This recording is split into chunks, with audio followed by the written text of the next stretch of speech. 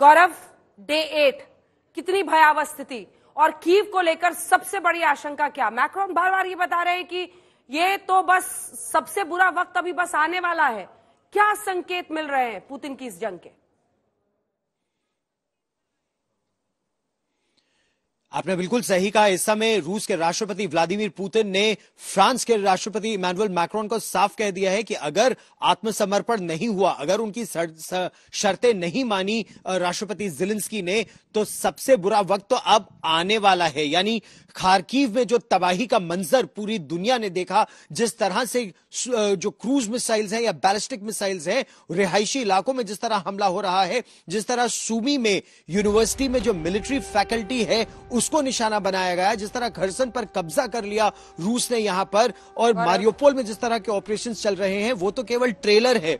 असली ऑपरेशन तो अब आएगा कीव पर, और कीव की तैयारी, कीव की सुरक्षा और कीव पर हमले अब शुरू हो चुके हैं। अंजना, यही सवाल है गौरव कि एक तरफ पुतिन कह रहे हैं कि मैं तो यूक्रेन को रास्ते पर लाकर रुकूंगा, मैं तो तबाह कर दूंगा, दूसरी तरफ ज़ेलेंस्की अड़े हुए हैं।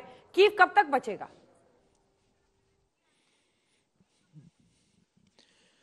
ये दो बहुत ताकतवर नेताओं के अहम की भी लड़ाई हो गई है, और अब तो ये लड़ाई ये हो गई है कि एक तरफ अमेरिका नेटो देश है और दूसरी तरफ रूस है, और ये वर्चस्व की लड़ाई है। जो पीछे हटा वर्ल्ड ऑर्डर में वो तबाह हो गया, और इसीलिए दोनों पीछे हटने को तैयार नहीं। नेटो देशों ने, अमेरिका ने, उन्होंने केवल पाबंदियां लगाई हैं रूस पर, आर्थिक पाबंदियां, और उसके साथ वो मदद कर रहे हैं, चाहे आर्थिक तौर पर या रसद सामग्री देकर या युद्ध के हथियार देकर यूक्रेन की। लेकिन ये पूरा जज्बा, जोश और हथियार है यूक्रेन के। जितने समय इनके पास हथियार रहेंगे, उस जज्बे और एंटी टैंक गाइडेड मिसाइल और सरफेस टू एयर मिसाइल के साथ, उन हथियारों के साथ ये लड़ते रहेंगे। अलग अलग पिकेट्स पर, अलग अलग मोर्चों पर आज भी हमने देखा किस तरह से यूक्रेन की सेना और जनता लगी हुई है लोहा लेने के लिए। और यहां के रक्षा मंत्रालय ने आज ये दावा किया कि वो जो 63 किलोमीटर लंबा काफिला आ रहा था, वो क्यों नहीं पहुंच पाया इतने दिनों में राजधानी कीव तक,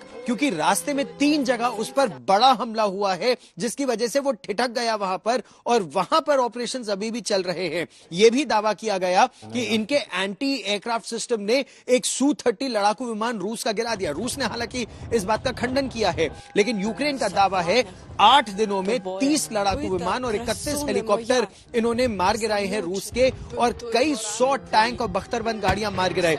ये फॉग ऑफ वॉर है, इंफॉर्मेशन वॉरफेयर है, मनोबल बढ़ाने के लिए है, जो भी है। लेकिन यह भी एक सच्चाई है कि आज 8वां दिन खत्म होने वाला है, और न खार्किव और न कीव रूस के कब्जे में है। कई विशेषज्ञ अंजना ये कह भी रहे हैं कि केवल 8 दिन है, ये तो केवल अटैक फेज है।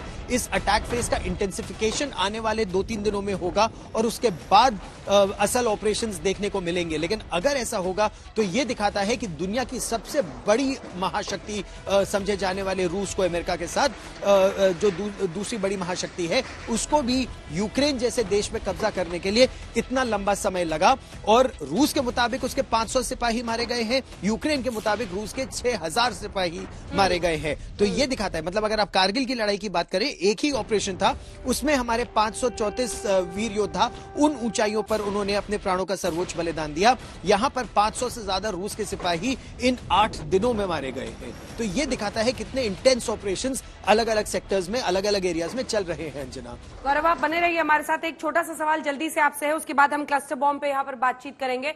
एक बात बताइए, ये जो खार्किव हो, कीव हो, अलग अलग जो हथियार रूस इस्तेमाल कर रहा है, उसके बारे में क्या जानकारी, कितनी आशंकाएं हैं कि कुछ ऐसा विध्वंसकारी हथियार ना रूस इस्तेमाल करे? छोटा सा जवाब।